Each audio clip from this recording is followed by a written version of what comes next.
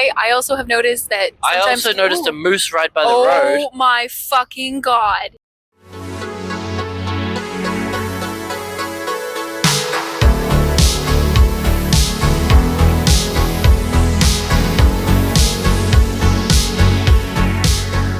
Welcome to Reclaim Your Radiance, a sex, love, and relationship podcast where our focus is on your most important relationship, the one with yourself. Each episode, we are joined by an insightful guest who shares their story about how they've become their best, most radiant selves, despite diverse challenges. We dive into the depths of loving yourself, creating healthy relationships, and prioritizing pleasure, play, and joy, all while never shying away from the tough stuff. Are you ready? Let's get to it.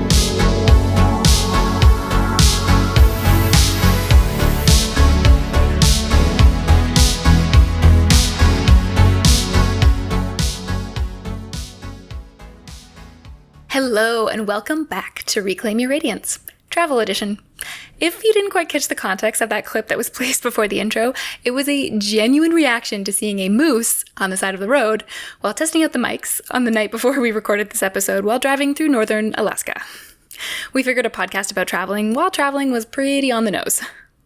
Joining me today is my good friend Tom, an Australian currently living in Canada who has lived in 5 different countries before the age of 35. He is well-traveled and loves to live life on the road.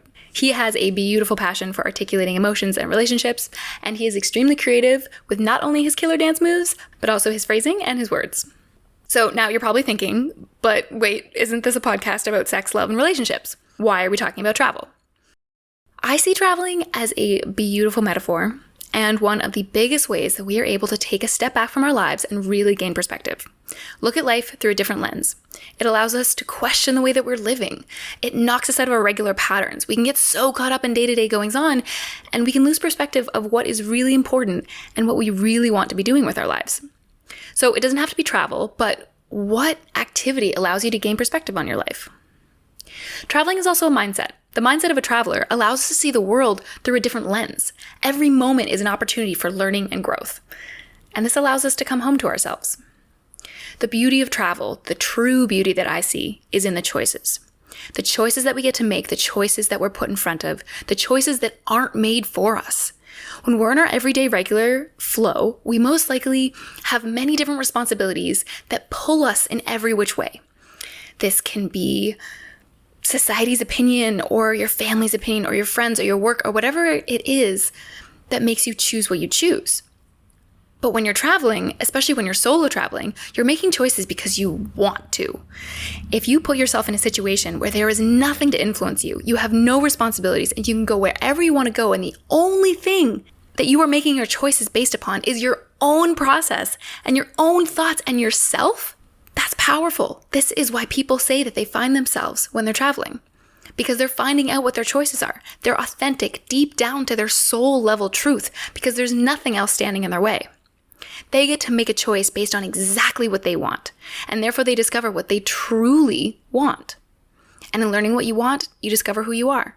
And in that way, travel becomes this incredible way of finding and reclaiming your radiance. And we talk a lot about travel here, but I really want you to think of this whole episode as a metaphor, like I said before, for whatever it is that lights you up, brings you joy, and, or in the case of choices, when do you put yourself in a place where you can make any choice you want? Every time you get to make a choice based on only your desires, your true desires, you are discovering who you are. Discovering what you want is discovering who you are, which allows you to accept yourself and love yourself on a deeper level. This allows you to claim your power, claim your true self, and your radiance, it just bursts through. So with that being said, let's dive into a podcast about one of my favorite things with one of my favorite people. Please enjoy the excitement and espresso-fueled banter about something that we both love so deeply. And also, quick note on the audio quality here. Apologies for the lesser quality in this episode. Like I said, we were driving along some pretty bumpy roads in rural Alaska at the time, so we did our absolute very best.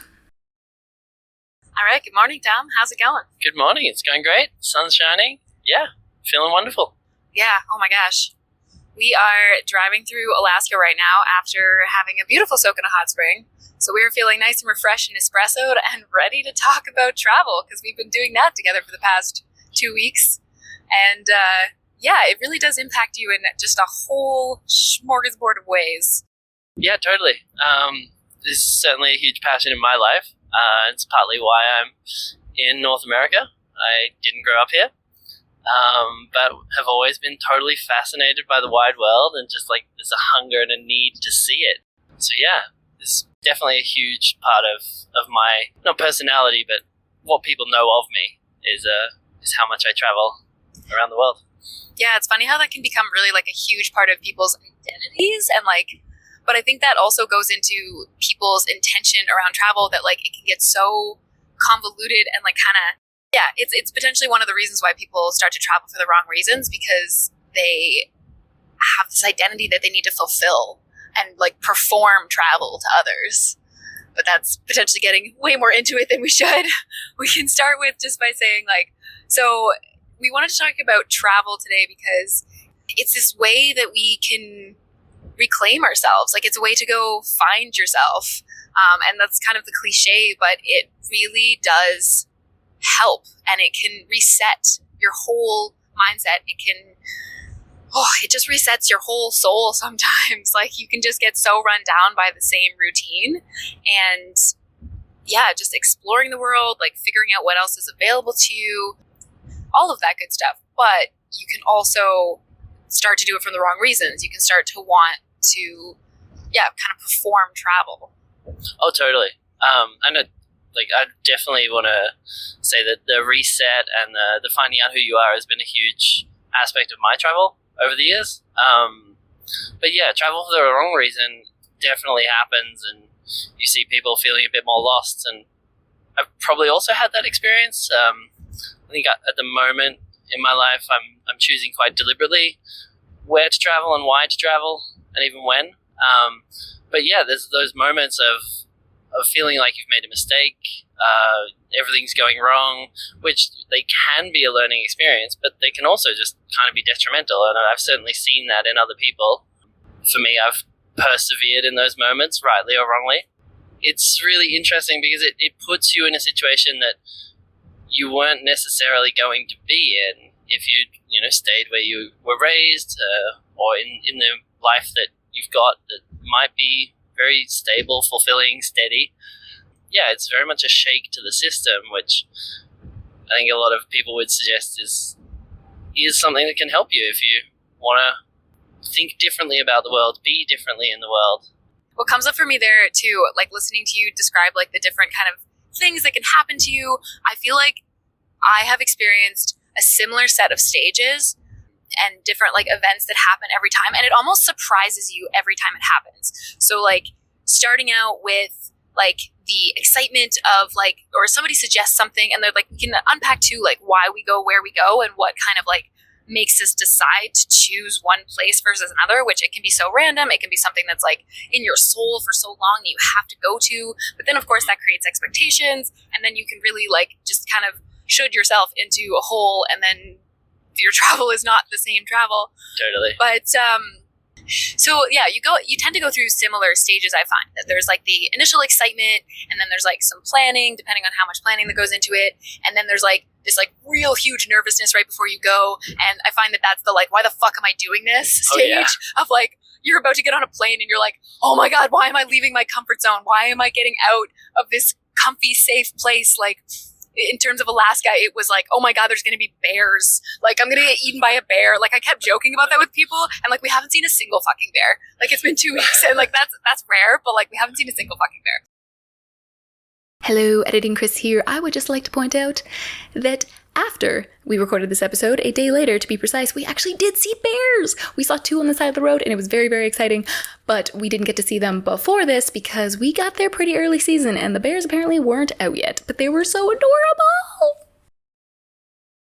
Well, like, so you go through that fear, and then you get there, and then you're like, okay, I'm really excited, and then there's like all these expectations that start to form, and like all these like, and I'm literally just recounting what's happened in the last 2 weeks at this point, because it happens every time, and I notice it every single time, and it's kind of beautiful to be talking about this at the end of 2 weeks. Yeah. Because it, like, I've seen these all in the last 2 weeks of like, there was the excitement and the expectations, and then also like dealing with certain situational changes that kind of made me disappointed. Like, for example, the weather or the season being different than I wanted it to be or thought it should be.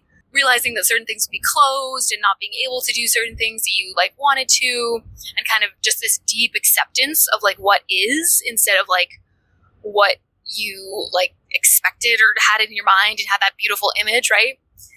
And then there's always a crash where you go, why the fuck am I here? I think you remember when that happened to me because it was very extreme. Yeah, it happens. It happens to all of us. You have this big, huge crash. Sometimes, but you know, you can expect it where you're like, why the fuck did I do this? This is not what I thought it would be. Why did I spend this much money or time or vacation time or whatever it is that you are spending doing this? And then there's this beautiful upswing where you're like, wow, everything's amazing. Everything's perfect. Everything's joyous and in flow. And then you get into, and for me, the real moment that I hit is like, I forget what my actual life feels like. Yes, definitely. Yeah. And I think for me, that's partly why I travel. Maybe that's an addictive aspect to it, is like, I get bored of whatever situation I find myself in for months or years at a time. And then I'm like, it doesn't feel quite right. I know when I traveled, it felt better or different. I think it felt like what I wanted. And then I do it. And yeah, you go through all those stages, the nervousness. Often I have a bit of like, usually when I arrive in a destination, I'm like, okay, now what? And then I kind of have to recalculate in my brain. It's like, what was I even here for? And then I go and do the thing. And then, like you say, there's almost always that moment of like, oh crap, this just didn't work. Why did I think it would work? That's just stupid of me. You kind of beat yourself up a little bit, or a lot, depending on the situation. Yeah. And then, yeah, afterwards, it does give you this like renewed sense of self, or like a realization of something that you didn't expect or didn't know was inside yourself. And I find that just to be so uplifting. And I've certainly felt like the last few days, I've noticed it in myself and within you, like that the feeling of wonder of like how amazing it is to be where you are, to be who you are. This kind of this moment of no doubt at all of why you've done the thing. Maybe there's an addictive quality to that. I found usually when I get to that, like you mentioned, flow state, I usually get to a point where I can make some really clear decisions about my life when I'm in that. You start being able to see your life from like a third party view. Absolutely. Yeah. Yeah. And so I certainly had a big moment of that last year when I was traveling in Europe. And I noticed it at times in other travels. That was a pretty big one, that journey, with a lot of ups and downs. I would hazard to say that the ones that are more tumultuous give you bigger insights. Rather than, I did go on a trip a few months ago that was like everything just went so smoothly and it was just wonderful. I was like, oh, okay, this is cool. I did the thing. That was great. Had a wonderful time.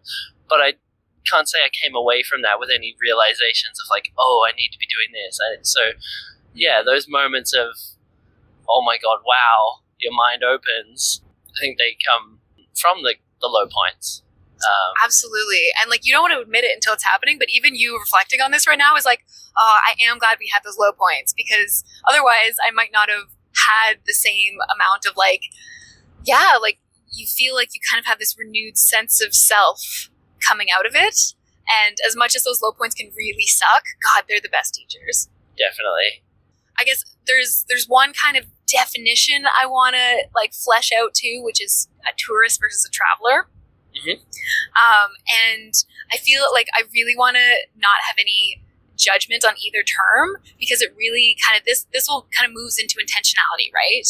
That like the who, what, where, why, when of travel. That, you know, this is kind of the why, that like, and I don't know, like certain people definitely would identify as travelers and certain people as tourists, but like I would say that like tourist generally means you're there, and there's moments where I'm a tourist where it's like you're there and you're not really interacting too much with the actual culture and environment and specialness of the place, or not the specialness, I guess, but like, yeah, you kind of just are there versus like traveling, like you end up kind of more integrated into the space. Yeah, definitely. there's kind of like, I don't know if this is the same duality, but you've got a viewer, a voyeur perhaps of the place, and you've got an active participant. Oh, I love that. And then some could argue that, well, I went, skydiving here, so therefore I'm actively participating in the place. And there's some validity to that. But those activities sometimes are more focused on tourism. And I think the traveler aspect is a bit more like, I'm going to go to a place and see what happens. I'm going to just be myself in that and see what comes of it. And you will have experiences. But they might not be experiences you read in a travel guide or that you set out to have. I think a traveler is much more like coincidental, whereas with tourism, you go somewhere and you try and have the experience that you're expecting. So maybe there's an expectations layer to that as well. And we have those moments. Like yesterday, we went to a national park. It was somewhere we expected to have an experience. We expected to see Denali, the tallest mountain in North America. We expected to see some nature. And even animals. Like I was surprised we didn't see as many, but we saw a moose, so that's an expectation that was met. Yeah, I saw 2 mooses yesterday. We went to a place to see a thing or multiple things, and we had that fulfilled.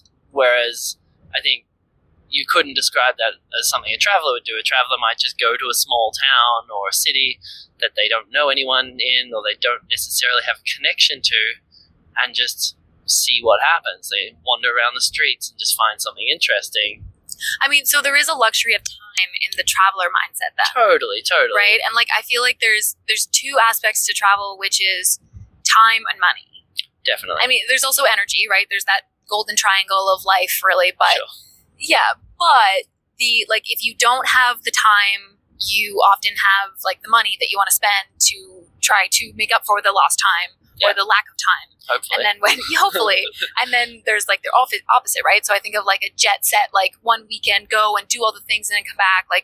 Even this trip, right? I guess you're kind of describing this 2-week road trip through Alaska as more of a tourist moment. Yeah, I would say so. Definitely. Yeah, but also I want to acknowledge that because some of us may be feeling a little bit of resistance with hey, but I don't want to be called a tourist. And I definitely feel that, right? Every time I'm too. I'm a tourist here. It's oh shit.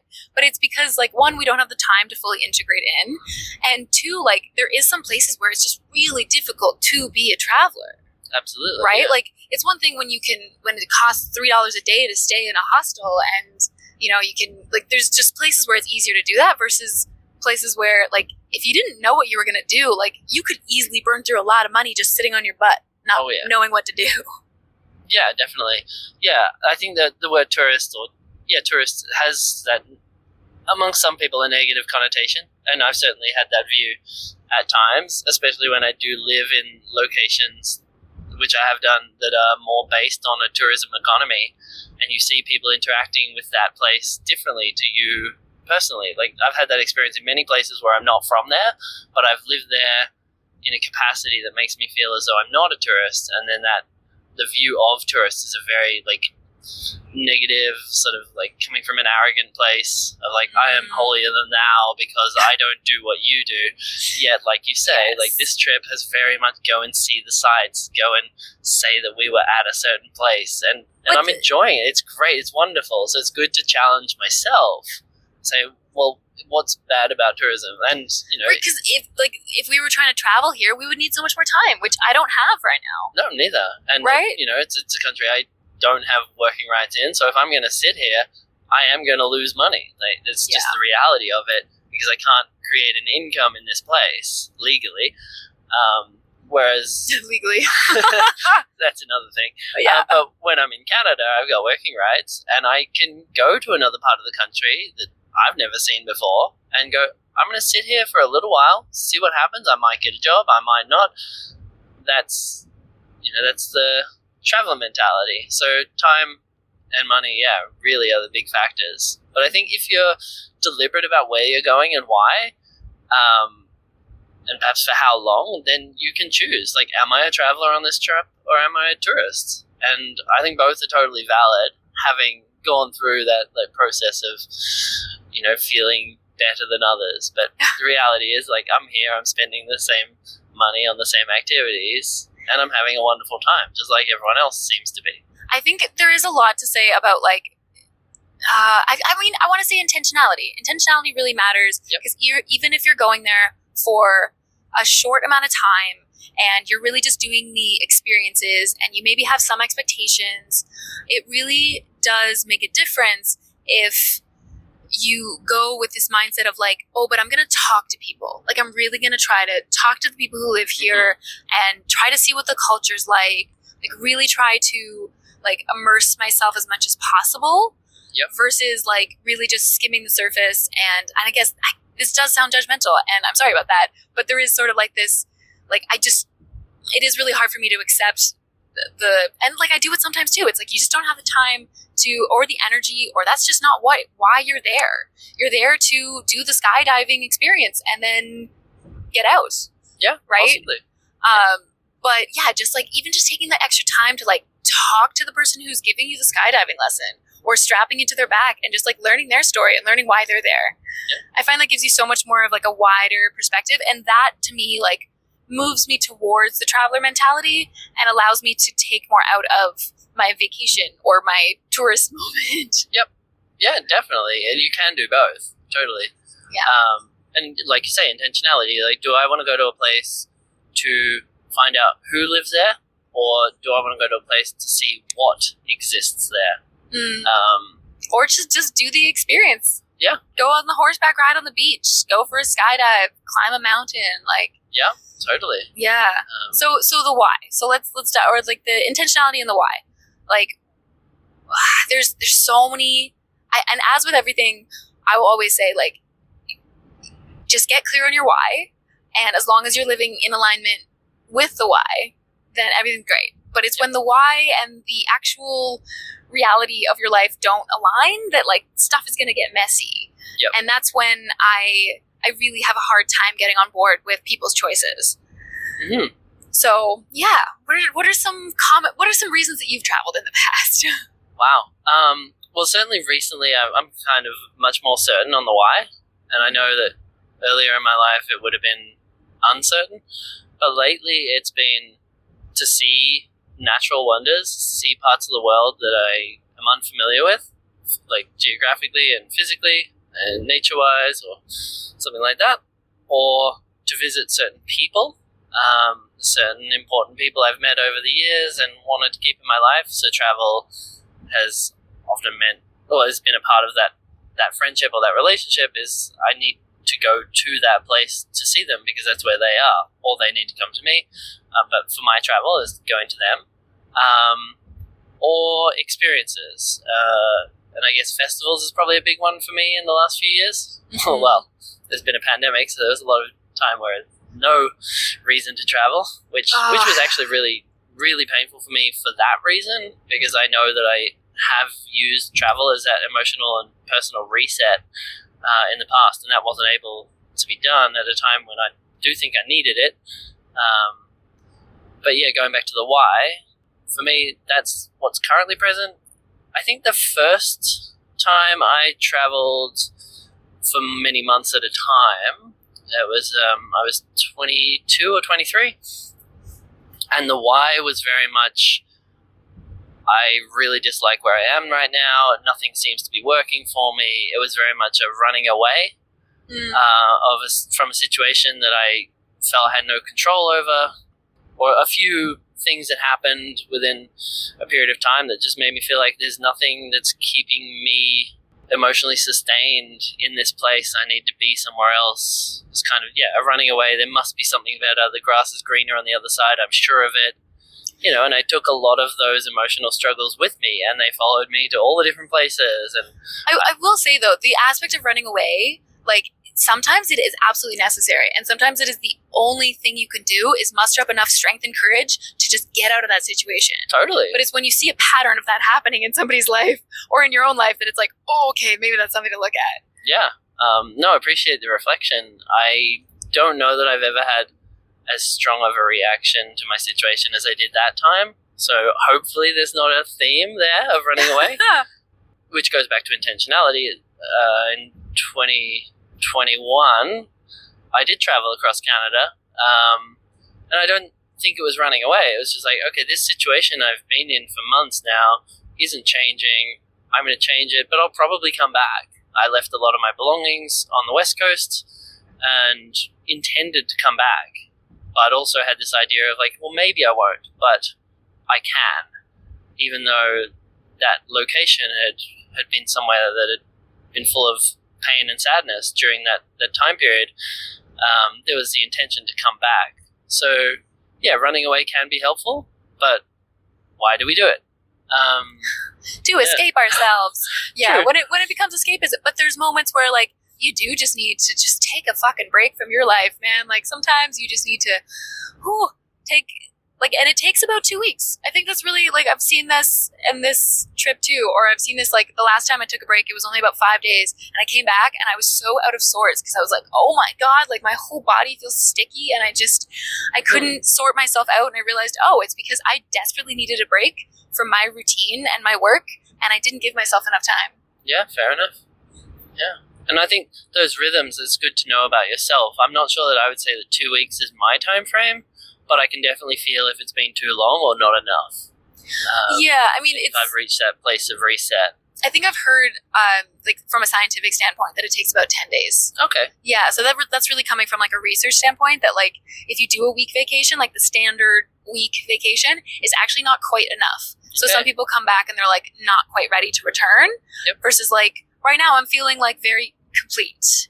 Cool. Yeah. So I actually think that there's something to be said about like that 10-day mark right in between a week and 2 weeks where like you really get to like just get surrounded by your environment, and it just holds you a little bit, and you think, oh, this is my life now. And what was the stuff before? Like that's not in my head, as long as you're able to actually let go of all your responsibilities, which is definitely a luxury. Yeah. And it also depends like which ones are things you should let go permanently and things that you need to go back to or want to go back to. Because that's the other thing. You can travel with the hope of, finding yourself, but if you're carrying some baggage that you need to let go of and you just don't, I don't think it matters where you are in the world. No. If you're holding on to that baggage, you're going to still struggle. Yeah. So, yeah, the whys, that's such a good point. Oh my God. Like, you need to be, and yeah, being self-reflective, so important while traveling. But like, okay, so whys, different whys. So we mentioned to escape. We mentioned to reset yourself. There's also just to see beautiful places and to see people. Curiosity. Experience different cultures. Like, it's so humbling. Yeah. That's really like seeing other cultures and realizing, right, like, oh my gosh, one of my favorite reflections from after I graduated university, I took, and like I hadn't actually seen too many people do this in my life, so it was really like scary in that way. I didn't have too many examples of it, but I had a couple friends who were willing to start the trip with me, which was awesome, and I had a backpack and a one-way ticket to Indonesia, so from Canada, that's, pretty far, and just in my head, I was like, I'm going to go for a year, and I ended up going for about 14 months before I actually had this moment of like, I am complete, I really want to go home, and I had the extreme luxury of having done that, not because of a lack of money or a lack of time, but just because I was complete. Like, I felt like the scariest place I could go in the world was home, and so I went there, and I'm so grateful that I kind of listened to myself in that moment and didn't try to like extend outwards and like lose that intention. And then the intention was definitely like I've been studying and working my whole life, and I just wanted to explore the world and test myself, I think, in a certain way. But one of my favorite reflections from that time, and this kind of comes back to like the humbling, like experiencing different cultures in the world. I wrote this tiny little blog while I was doing it because I thought that maybe I would need something to like keep myself grounded. And one of the articles I wrote was called Everybody Poops. And it was a reflection on how toilets and pooping etiquette and all of that is so different around the world. Yeah, it's so easy to get in our own bubbles, but something so small and like standard that you'd never even think of, that you'd be like, of course this is the same everywhere. Of course everybody experiences this the same way. It's like, no, people poop differently. Like sometimes they've got, it's normal to need to go find a hole in the back, like lawn, or to dig the hole yourself, or to have a shack, or to be pooping next to chickens, or to stand up while you're pooping, or to like there's just or like you need to absolutely use one hand versus the other because it's rude not to. Like there's so many different. I don't know. I just found that fascinating. At a certain point, it was just like this humbling smile to go into the bathroom and be like, oh, this isn't what I expected to be. All right, let's go from here. Yeah, no, that's a cool thing to reflect on. I don't think I've paid so much attention to that aspect, but certainly like bodily needs, like they're the things that don't change when you travel. Like I need to eat. What can I eat? Can I eat that food? Does it even taste nice? Can I afford it? These things that we can't escape, I guess they're the things that we really can reflect on. Which kind of, it also like cuts the crap. It's like, I don't need to think about what that person said to me at work 3 months ago. Like, that's not important. What's important is me right now. I need to poop or I need to eat, right? Well, the problem-solving aspect of that, right? Like, just testing yourself out on, like, okay, I have this problem and I need to solve it immediately and nothing else matters, right? Because this is, like, usually not life or death, but it can be. And it can be, like, survival. And you just get to your base needs and you just, like, your base needs that are kind of like met for you in a city or in your like the comfort of your own home because you've like set yourself up that way is like, right, I don't have enough water. I don't have a bathroom. I don't know where my next food is coming from. Yeah. Like, and I mean, that sentence can, trigger a lot of other things, but that's not the topic of today's discussion. Sure. Yeah. So it's just, and I think what my point with the everybody poops is like, it was more of a look at like even the tiniest things that we don't think of that seem inconsequential, that seem just normal everywhere, like are just so different. Like, and it makes you think differently. Yeah. Yeah. And then you use those experiences when you go back into quote unquote normal life or somewhere that feels more secure or stable. Mm-hmm. And he's like, wait, I faced a similar problem and I dealt with that totally differently. Can that work in this environment that I think that I've got worked out? Like this house I've lived in for however long. It's like, I got everything I need here. It's like, oh no, wait, I could do this slightly differently. So those experiences where you're shown a different way by a different culture or a different location, like that sticks with you. Right? And then you might not have a photograph of how you solved that problem, or you didn't get a stamp in your stamp book or whatever it is you collect when you travel. Like, those moments of learning, you might not have ever come across those and if you didn't travel. So I think that's a beautiful aspect of travel, the teaching aspect. Yeah, there's no normal. No normal. Like normal is a myth and you can create your own normal and you can create everything from the ground up. And just experiencing like, oh, I don't have to live this way if I don't want to. And just like bringing that creativity and that difference and that like create the life that you actually want. Yeah, absolutely. Yeah. So is that the why? Is that the intention? I think so, but something else did come up. Like why there is, and I try not to acknowledge this perhaps, but it's worth acknowledging the egotistical reason of why. Oh, yes. Thank you for bringing that up. I went to this many countries, so I've been on this many planes or continents. It's like, I've seen this thing and no one else has, or like no one I know has, so I'm better than them. Like that exists, and I certainly have traveled like that in the past. It's like I need to take as many photos of different places as I can to prove that I've been to all of them. Yes. And, maybe that's a good thing. Like a lot of people I've spoken to while traveling, they count their stamps in the passport, they count where they've been, and it's like, cool, and they light up when they talk about it. So there is something that is to be said for that, and something that people gain from, ticking off this imaginary tick list that they created for themselves, and it doesn't really affect anyone else in the world. But it's, that's the ego, and there's a benefit to it, I guess. It feels like an accomplishment. Totally. Right? It's the same as saying, like, I've hiked all the hikes around my city, or like I've hiked up 20 of the mountain peaks around me. Like, okay, so I've been to 20 countries for the age of 25, right? Like you can, and I get that because that is like a way of motivating yourself to go and travel and experience new things. But yeah, like a country is also, like we spoke about this the other day, like a country is just this imaginary line that politicians drew in the sand and said, that's your land and this is my land. Yep.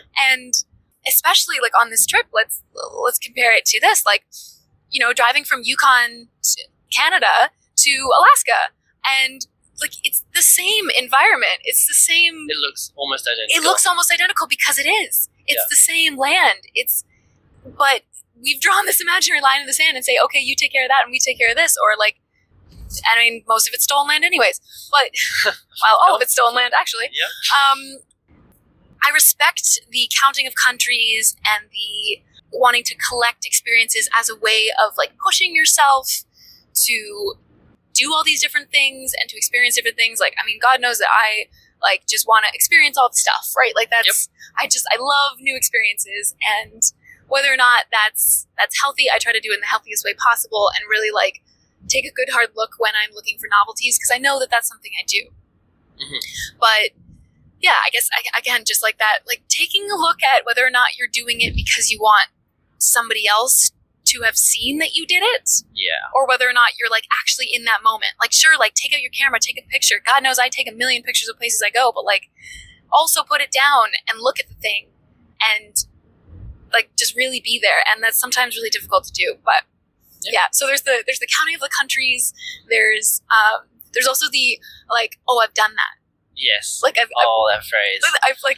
I've done Vietnam. Yeah. Like I've just, that always triggers me so hard. Me too. And I even say it. Like I slip up and I say it. And in those moments, I kind of want to just like put a complete hold on that conversation and like call myself out on it. Like, I said this, I don't mean it, I don't view that way. But it's so hard though. It's part of the language, and like people get what you mean. It's like, oh, you've been to there and had some kind of experience. I think I know what experience people have there, so that person must have had that experience.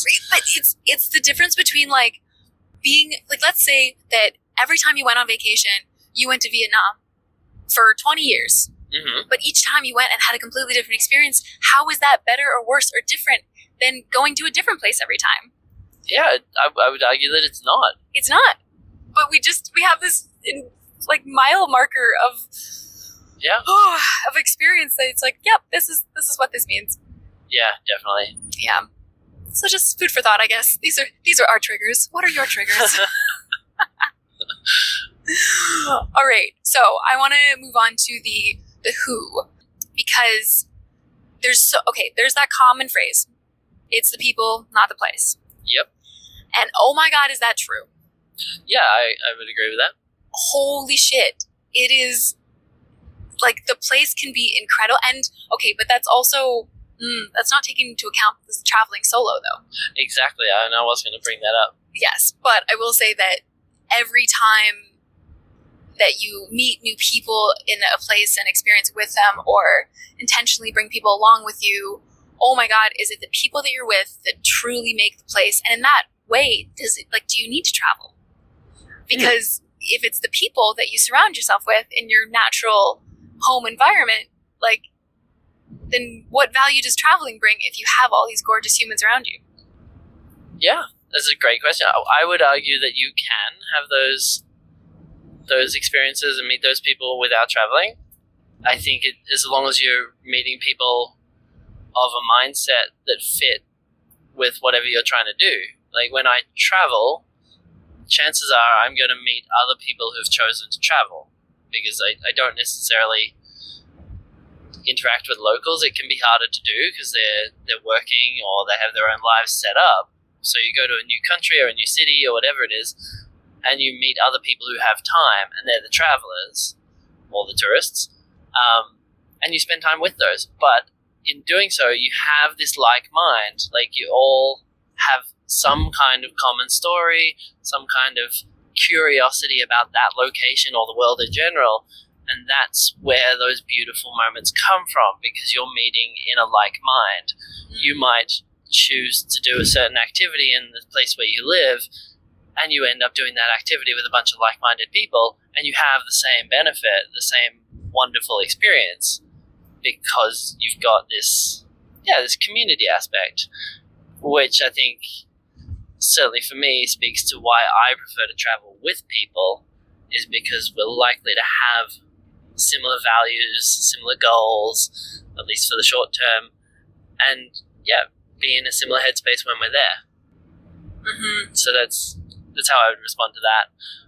And I know that there is a huge benefit to traveling solo. I have resistance to it myself, but I've done it, and I've felt pretty good about myself when I have.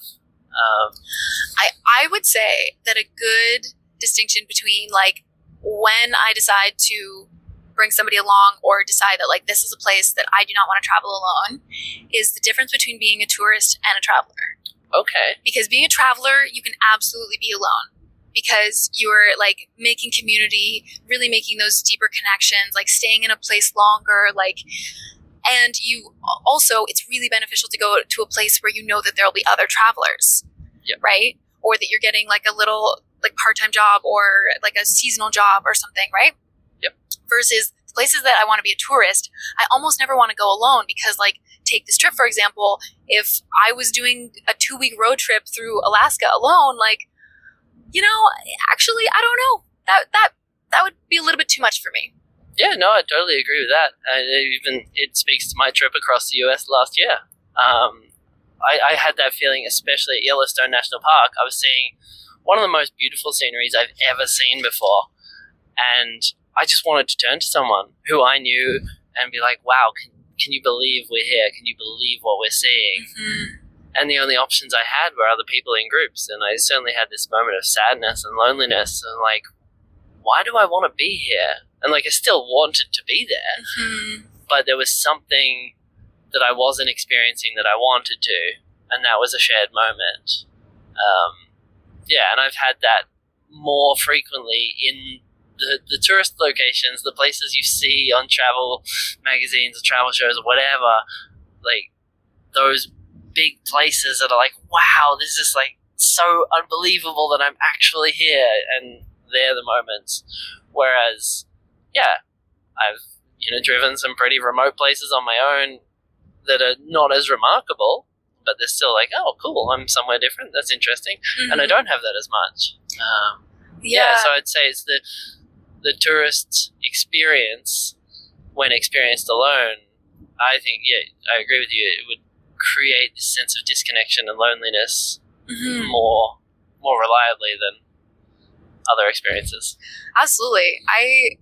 And adding to that too, I would say that going solo to a place where you're likely to find other solo people or people who have that like travel mentality that they're there to meet others, to connect with others.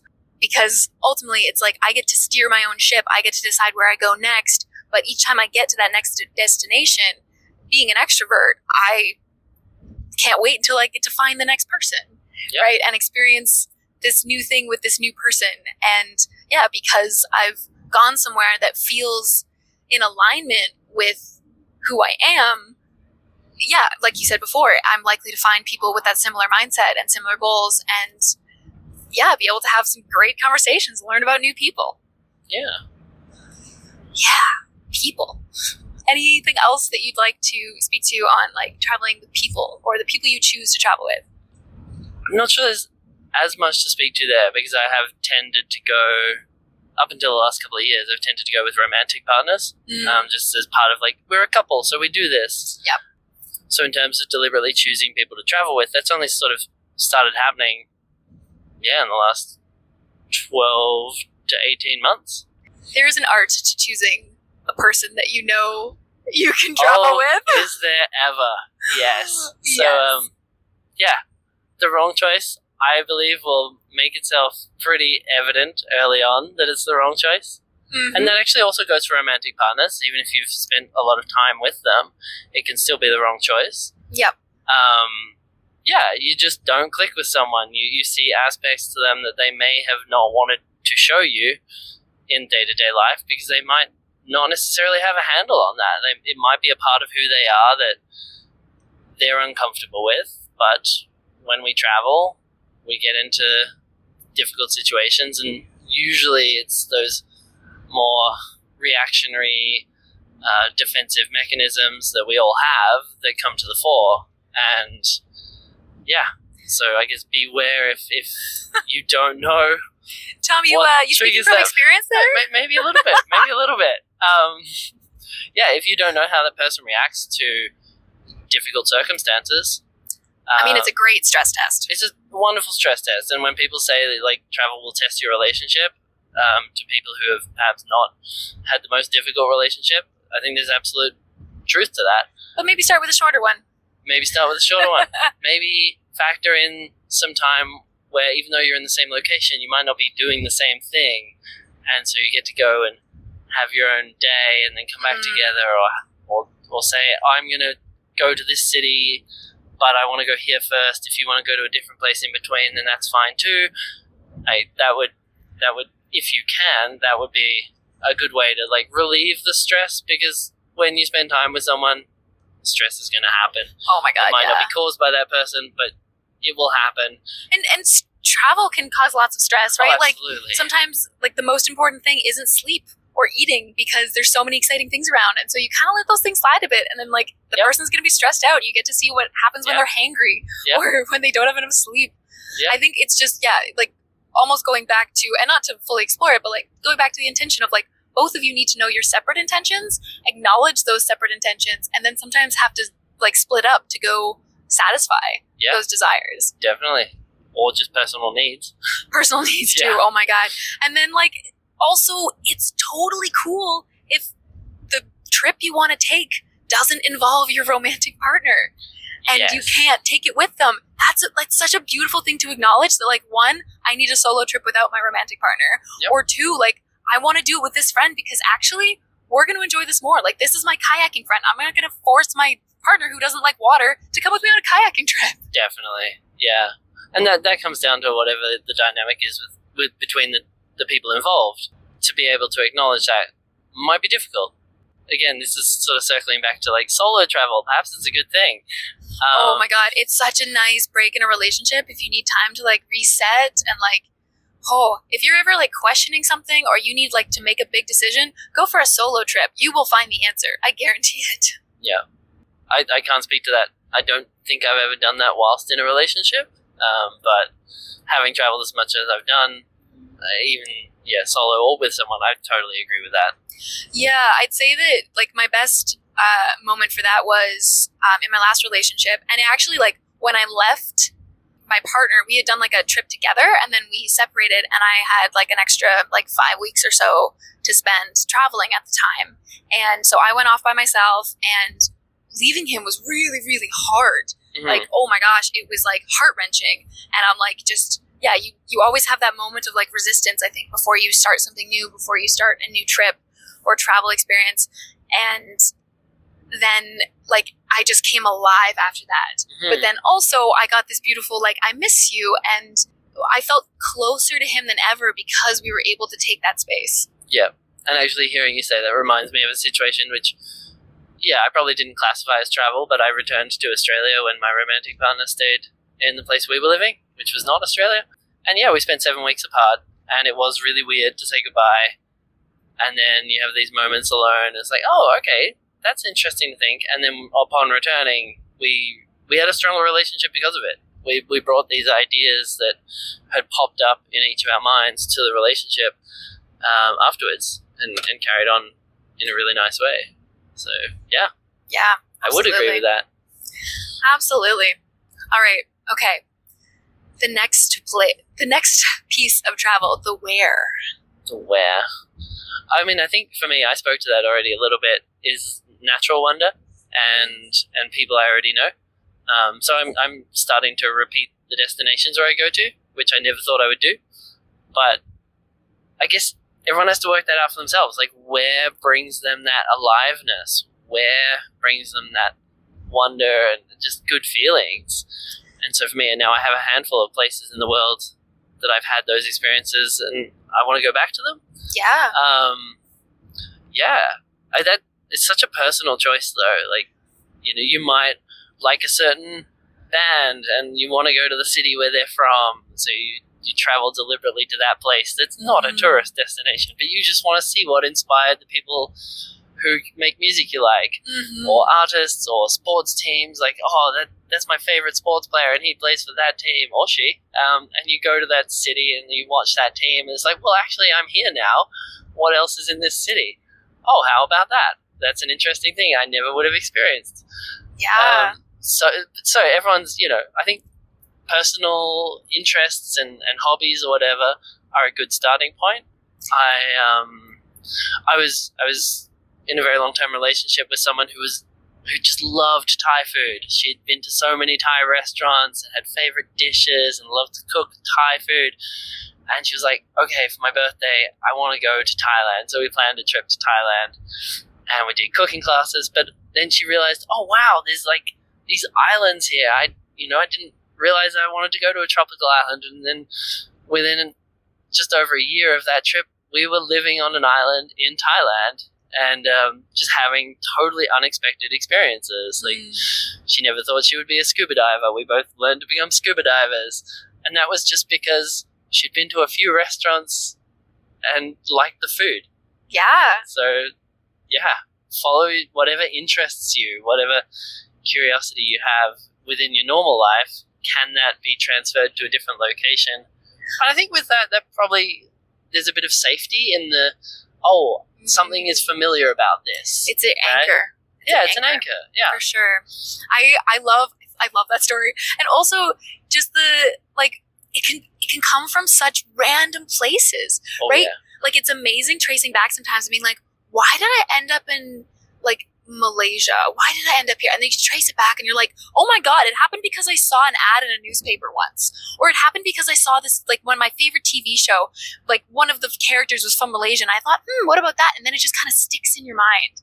Yep. And then, like, just following that intuition and however that kind of presents itself. Like, did I ever, and it's interesting watching, like, the moments where it's something that you've always wanted to do, which ultimately sometimes result in a less exploratory experience. So, for example, like, on my big, like, 14-month solo backpack trip, I went to New Zealand and Australia after exploring Asia for about 8 months. And New Zealand was like, oh my God, I have to do this. And I had this, like, laundry list of items that I wanted to see and do. Mostly hikes, mostly beautiful natural wonders. And because I did it through, like, hitchhiking mostly and camping, like, it did end up being, like, still an adventure, but it was almost, like, stressful in a way. Okay. So there were so many things I had to do versus, like, because I was in that part of the world and I had some extra time and I was kind of like, okay, yeah, I guess I'm going to go to Australia. Yeah. And 2 weeks turned into 2.5 months because I was like, okay, I'm here and it's really big. And there's lots to see. Okay, I'm going to stay.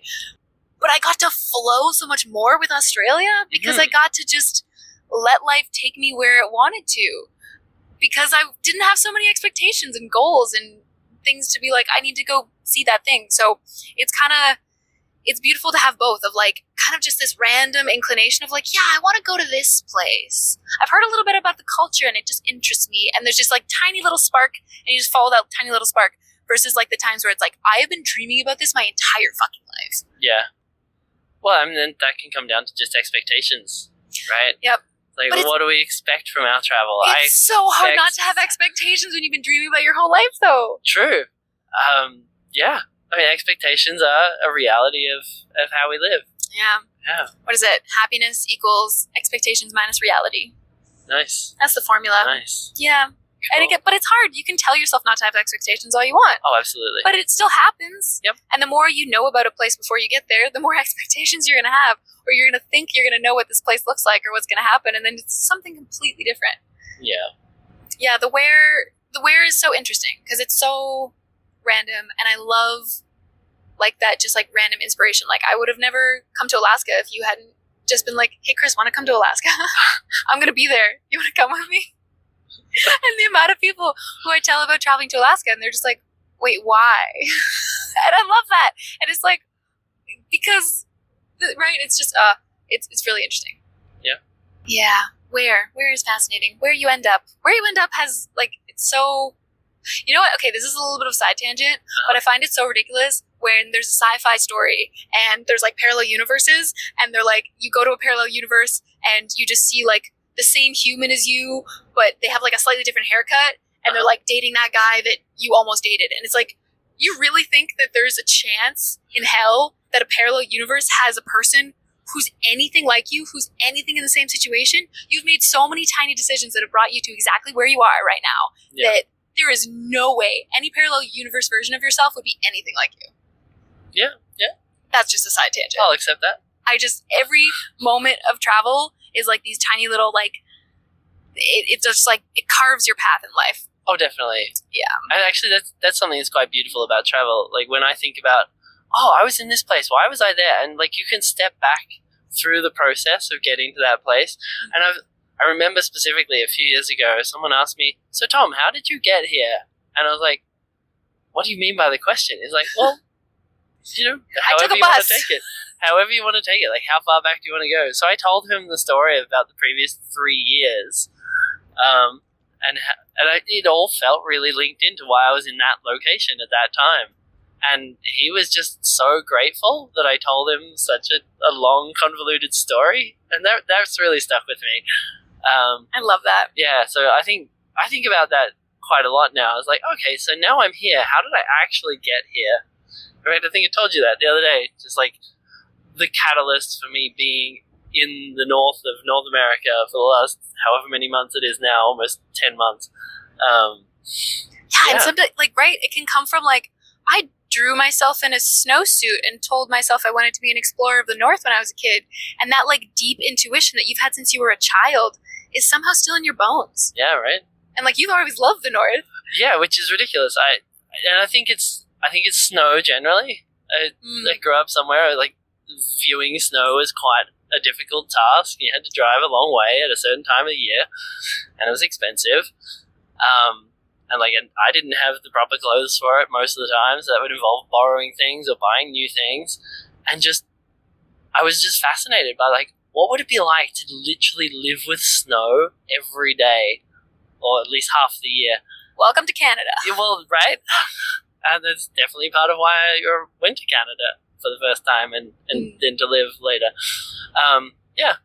The little things, so, like, yeah, again, it was a curiosity from when I was quite young. I was like, how?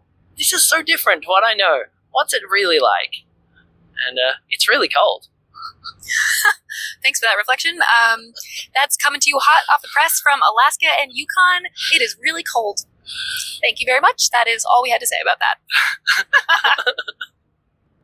Yeah, so next we have the when. When is a little bit of a... I mean, when do you choose to travel? Does that even really matter? Yes, okay, it does.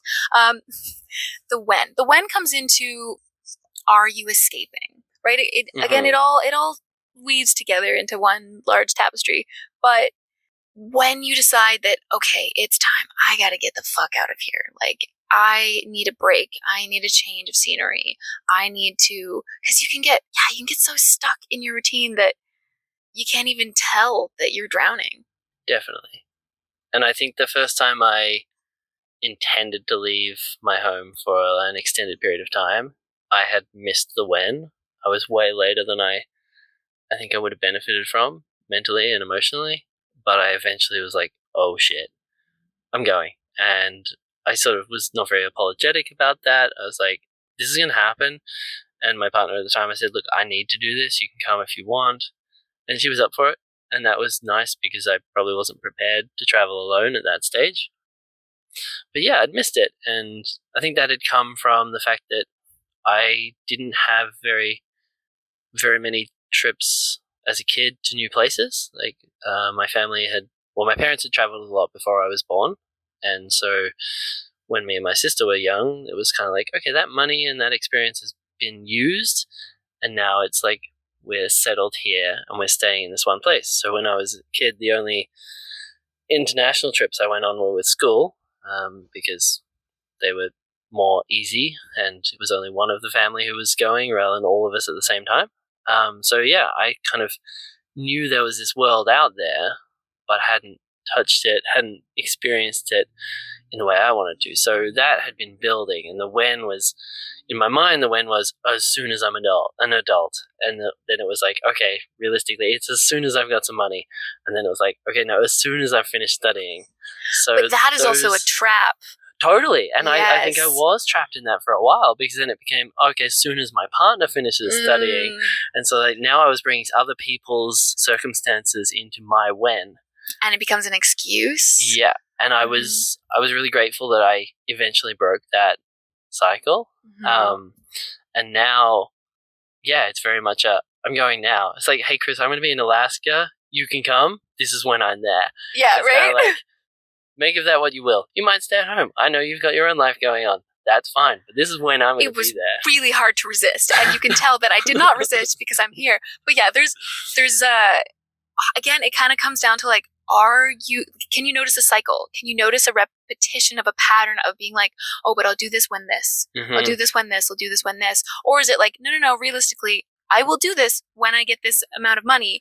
And like, this is the first mile marker I've made. Like, it's not the 5th or the 6th. Yeah. And, Yeah. And I think that's why it does tie in with the am I running away? Because at that moment, like I'd pushed things way too far and I had to run away.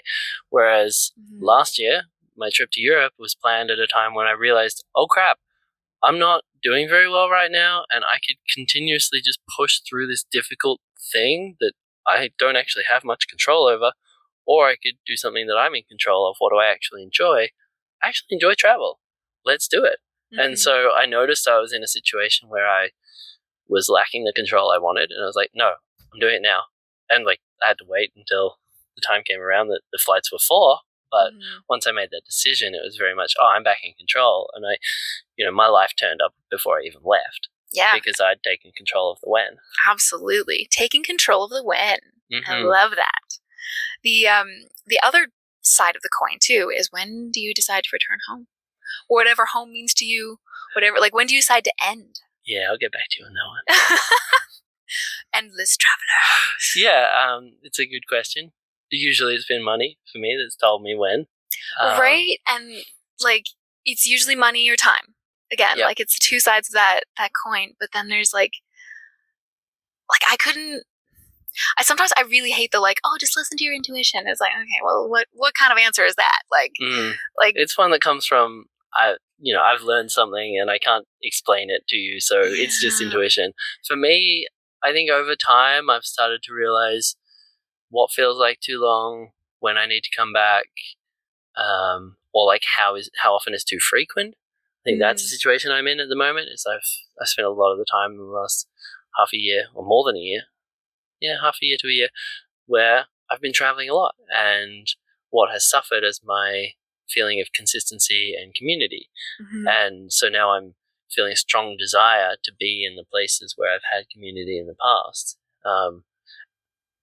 So then that's actually not necessarily always the same place. So right now I would love to be in at least 2 separate places for a very similar reason. Yeah. And that's because I have not listened to the when to stop, perhaps. Yeah. So yeah, but I think that comes with experience. And you don't know until you've experienced it. You don't know until you've pushed yourself too far. And it's that balance. Totally. It's right. It's like recognizing, like, say, for example, after returning from this like whirlwind, I think is the word you used yesterday, like trip where we're just like traveling at a pretty fast pace around Alaska in a car that like, okay, I'm going to need to rest, right? Or like, I'm going to need the exact opposite. And knowing like, kind of, if you think of that like wheel of your life of like, there's, rest and community and exploration and intimacy and all those parts of the wheel of like, where have I not really been filling myself up from, right? Like where are the areas that like I've kind of been lacking, even though I've been like because usually travel gets you into one of the extremes, right? And so you get to experience that extreme and you really fill up your cup, and then it's like, okay, now I need to dump this cup and overfill it into the other areas of my life. And yeah, noticing when it's like, oh my God, I need a fucking rest, and then giving it to yourself. Yeah, definitely. Yeah, the when to end is an art, I think. And there's a lot of maturity in deciding that you are full and complete, because it's even just like, I don't know, both of us will dance on a dance floor for 10 to 12 hours if you let us. And like knowing that like, no, but I'm complete now. I'm good. I mean, I think that can transfer into any aspect of your life. Absolutely. So that's it. We've solved it. Yeah, we solved your life. I hope you enjoyed this edition of solving your entire life through travel, through travel metaphors. The other aspect of when that I thought of when you were talking about being a kid and not traveling is with children. So I feel like there's maybe this thought of, okay, yeah, like just like your parents did, of like, okay, well, we're going to have kids, and for the next 18 to 25 years, we're just not going to travel. We're just going to be here. And is that, like, does that then give you this sense when you're adult of like, oh my God, I need to go everywhere? Or like, is that actually really sensible? Like, there's no good answer here. There's no good I just want to throw that question out there. Yeah. It is like a... I mean, just to complete like the curiosity, I've lived this lifestyle where the last 10 years, like my life has been mostly about travel. My sister hasn't. We grew up in the same environment, we went on the same vacations for the most part, and she has felt very comfortable with, being in the one location and stabilizing other aspects of life. That she's filled up the other cups, right? Mm-hmm. And that seems to be good for her. And what I've filled up has seemed to be good for me. And, whether or not it was right for my parents to not travel as much during that time, well, that's for them to know. Yeah, I think that one really is individual. Yeah, that is a beautiful reflection, because I think I come from my side is like me and my sister are both avid travelers, and like we didn't experience as much of that as kids, and sometimes I feel like you end up being the opposite of your parents, no matter what that is, right? Mm-hmm. If you're a burner, your kids aren't going to be burners, and like vice versa. Not that much. That's the too niche, but you know what I mean? Like you tend to like rebel against your parents subconsciously and end up doing the exact opposite of them sometimes. Yeah. And I can also imagine a kid who grew up with parents who were jet setting all over the place, and they were just sort of there with them, and maybe they've continued it because they don't necessarily have a place that they call home. Sometimes. Or they're like, oh my God, I need stability, like everything in one place. Like I definitely had like my divorced parents with all my stuff in like 2 locations makes me want to be like, oh my God, everything in one place. Like if I had half my shit in Vancouver and half of it in like Ottawa, let's say, where I grew up, I would be like so distraught. Interesting.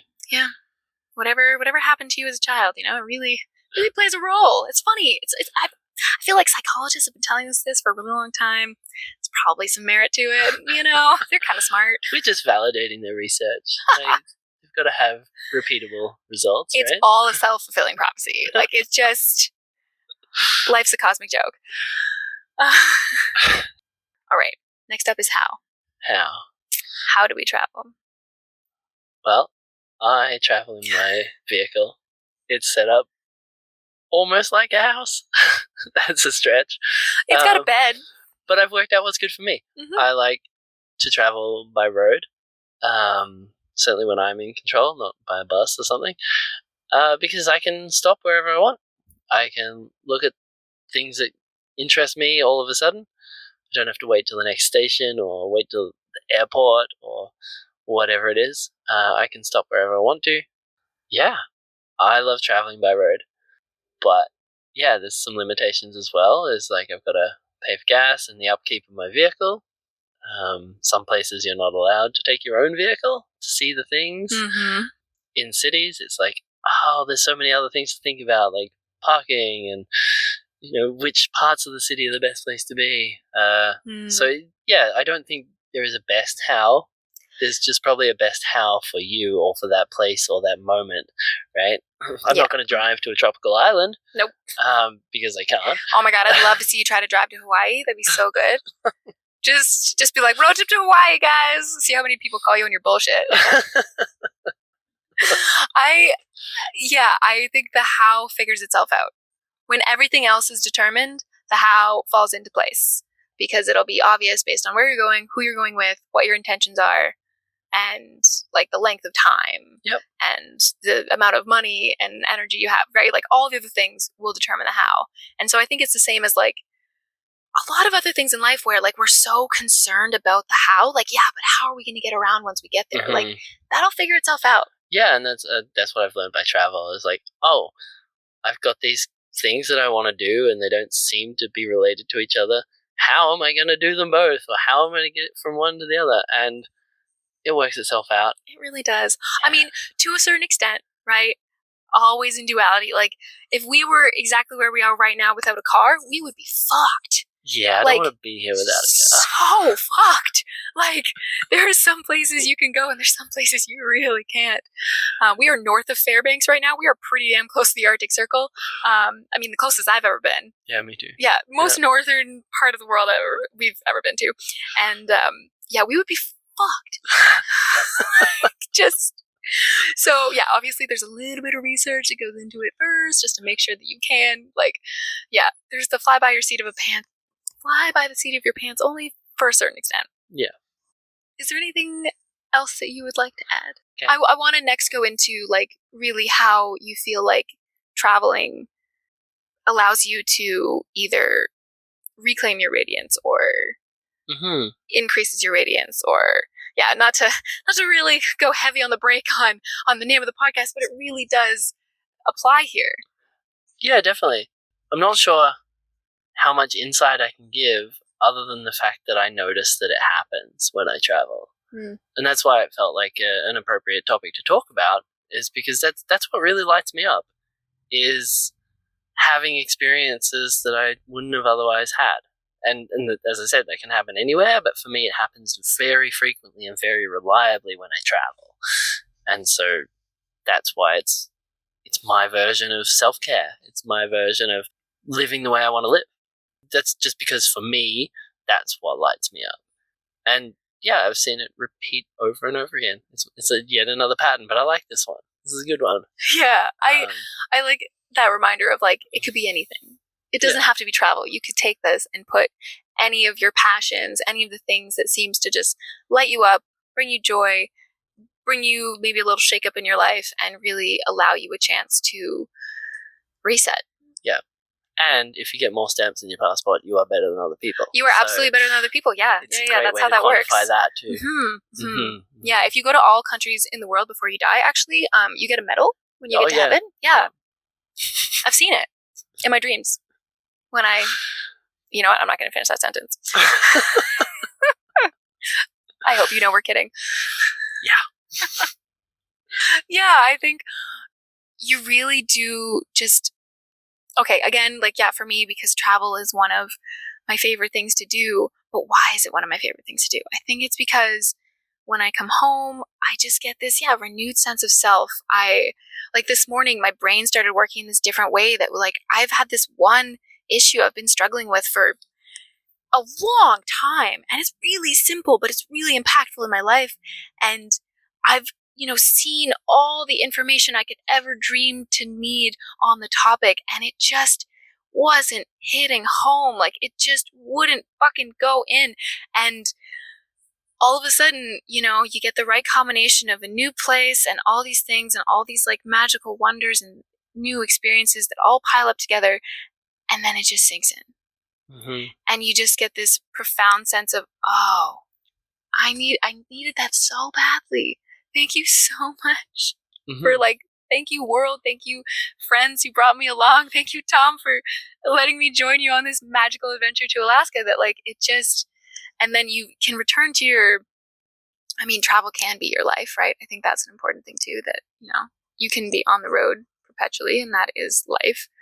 But yeah, just returning to your set point and knowing that you can handle stuff better. Yep. And just with more grace and more ease. And yes, there's a humbling nature to it. It reminds you that you are just a human and you're just getting by in whatever way is necessary for that thriving. Situation. You know what? Thriving. Yeah, good point. Yeah, you're being human, and that's all you really can be. And so just, put yourself in a situation that allows you to explore that, to express that, and travel, because it's so varied and so many factors come into play and so many things you're not in control of. It always gives you a moment to test yourself. And in my experience, it never kills you. So you get to So learn. far? No, it's not going to kill me. Travel is not going to kill me. No, it's not. It's going to keep you vibrant and young for many years. Exactly. All right. Well, thank you so much for exploring the topic of travel as it comes to personal development and radiance giving. I could have said that better, but Is there anything else you would like to get off your chest to feel complete in this moment? No, I feel pretty complete. Awesome. Yeah, Amazing. Just happy travels. Happy right? travels. Yes. Oh, and okay. One last thing. I could talk about this forever, but travel can be small. Yes. Travel can be get on a bus and go somewhere you've never been in your city and experience a new thing and just get lost on a bus and see where you end up. And like, obviously don't put yourself in danger, but like travel can be so small and it doesn't have to cost a lot of money and it can still do profound things to you. Yep.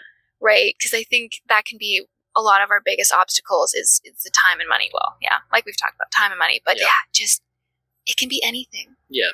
And that's something I learned when returning to my home city from travel. It's like, oh, I could think about this as though it's a place I've never been before. Mm-hmm. And taking that thought into what you might call normal life. Yeah, it's really the mindset. You know, I can spend a Sunday traveling in my own town. Yeah. As long as I think of it that way. Yep. Yes. Okay, that was my last thought. Mm-hmm. All right. So, Tom, is there anything you'd like to promote or share? And how would people get in contact with you if they wanted to? Yeah, not a lot of promotion. I don't tend to have a particularly active presence in any kind of online way, but if you did want to reach out and talk about travel, you could send me a message on Instagram. My handle is SLWN89. And always happy to answer questions or just hear travel stories.